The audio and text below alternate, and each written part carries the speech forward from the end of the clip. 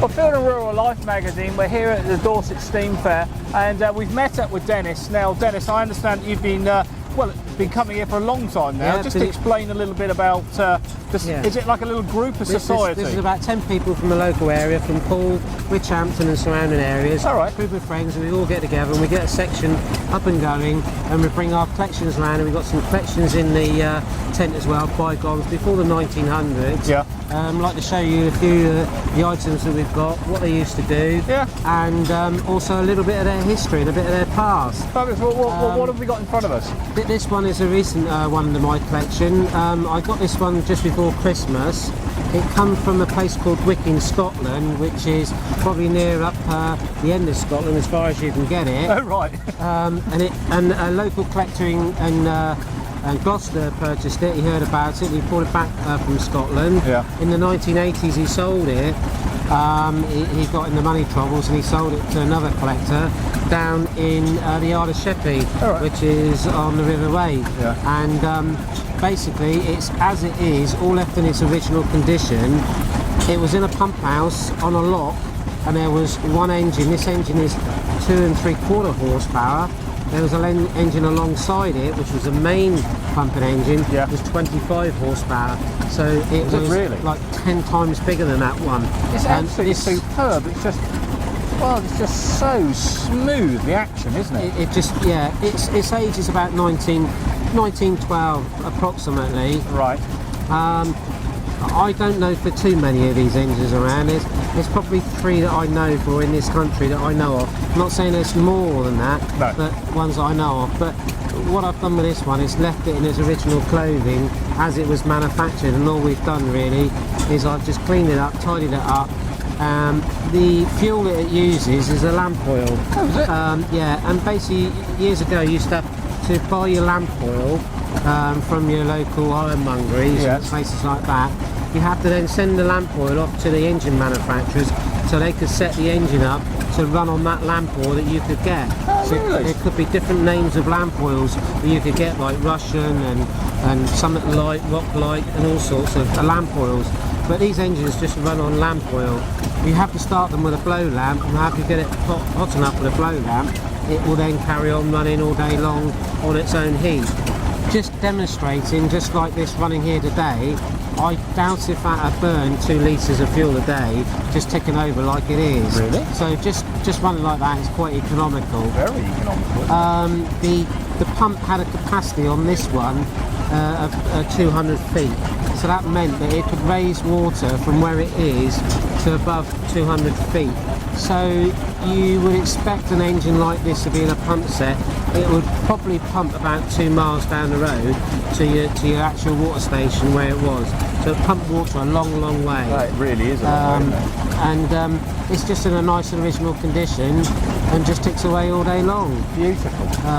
It's just so simple. It's only got one rocker valve on it to operate the exhaust valve, and the rest is atmospheric, and the fuel just dribbles in onto the inlet valve seat. It's just so simple and so quiet.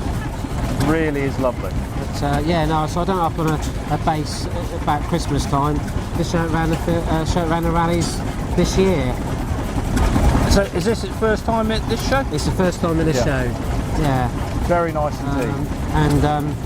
Yeah, I'm really glad to have got it, and glad to keep it as one set, because that is how I purchased it, because there was many people that just wanted the engine without the pump or the cast base, because the cast base weighs quite a bit. Yeah, The but like you say, it is nice to keep it all together. It's gorgeous. Yeah, to keep isn't it together is the whole thing. Yeah.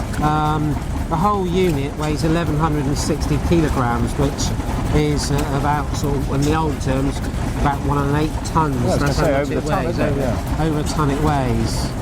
But it's just so easy to start, so easy to run. Beautiful. Okay, now what are you showing us next in the Right, if we go collection? into the next section.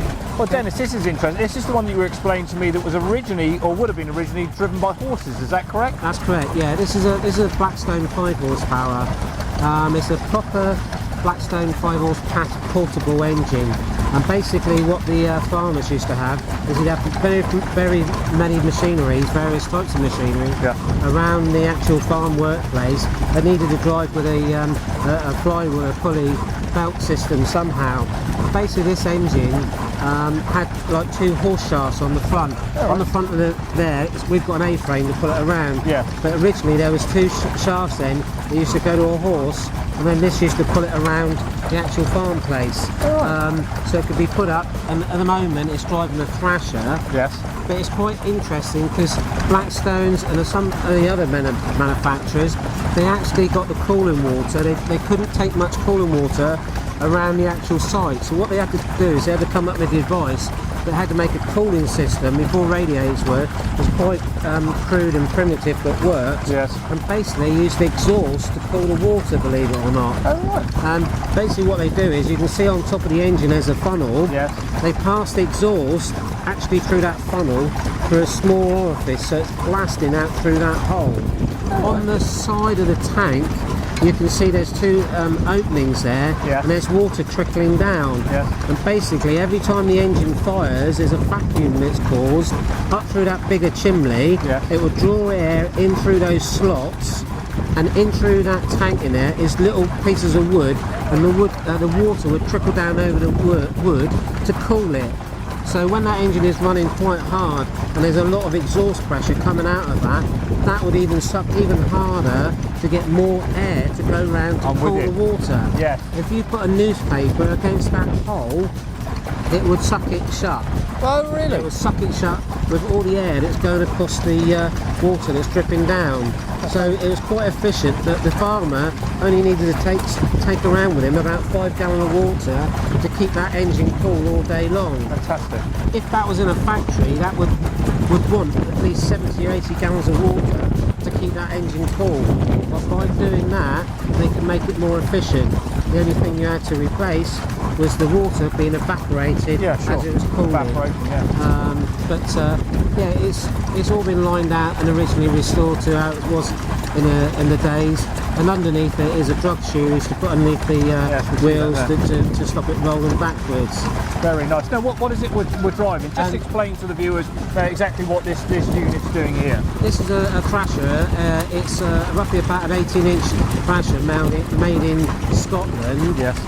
Basically what we do here, we then get all the wheat and we put all the ears through the Thrasher to get it to thrash out so the corn can come out at the bottom, and then we put it through a next machine which is behind it, is a winnower which actually cleans all the corn off to get all the chaff off of it, and then we can put it down in our mill which is further down so we can grind it to make the flour. So there's a whole process of actually being cut into the sheaves and that going through the Thrasher so that it can be done down into the corn. Wonderful.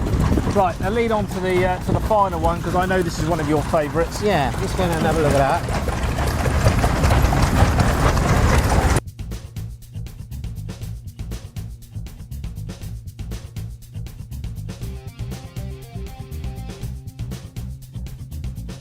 Now Dennis, this is rather nice, and I believe this is the first time out for this, isn't it? Yeah, first time out for this actual setup. This is a pool engine, and the pool engines are very, very rare. There's not that many in the country. They're a local engine, well, Somerset, Chipsterville, Somerset, made by agricultural engineers.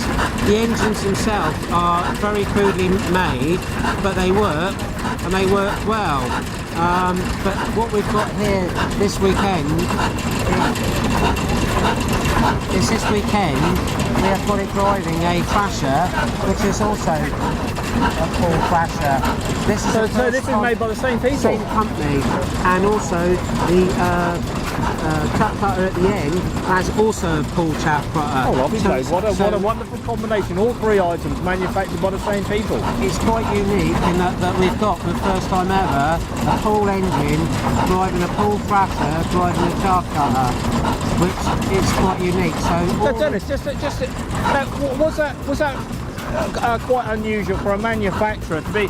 That's heavy steel work. Then we've got a mixture of sort of very quality carpentry and onto casting works Yes. again, isn't it? It is very unusual, and you're dead right. There's not a lot of manufacturers that did that sort of thing. The only people that I knew that did that sort of thing was a company called Allen in Scotland. Right. They used to produce thrashers in Scotland and then started to produce their own engines. So very much the same. But Paul were very unique, that the old man Paul had that in mind, that he would produce stuff for the local farming area of his manufacturers, and that's why the engines, very crude, they work well, and the thrashers were built beautifully, and they also had a little bit of depth of engineering into Yes, them. absolutely. It's pretty as well, isn't it? Very, very nice indeed. And it's a unique thing to see a Paul thrasher, which they didn't really last much in a lot of farms thrashers around this sort of area, but it's quite unique to have a Paul thrasher with us, driven with the engine, and it's all as it was. Dennis, this colouring that we've got here, which is sort of this very Salmon pale pink, salmon isn't pink, it? original? Yeah, that's all original. All that thrasher is original. The only thing that's not original with it is the shafting that just you can see between the engine. Yes, in on the rear, there, yes. is some shafting on there, and the reason why that is on there is the shafting of the thrasher needs to go at a certain speed. We do not want the engine going at flat out. Oh, I so see. this steps the gearing up slightly to Yes. get it go a bit faster. Yes. The engine would originally been bolted down to a concrete base, Yes. and that would have been bolted down. But when you're on a field, you're really on the dirt and you have to peg everything down so hard. Yes. But this gentleman who owns this, Mike White from Taunton, he's just got it set up, just running fast enough to make it work. Yeah. Oh, It just about works. Yeah. In its heyday, it would have been going a lot faster, but it would have been all bolted down a lot more solid than Yeah. what it is.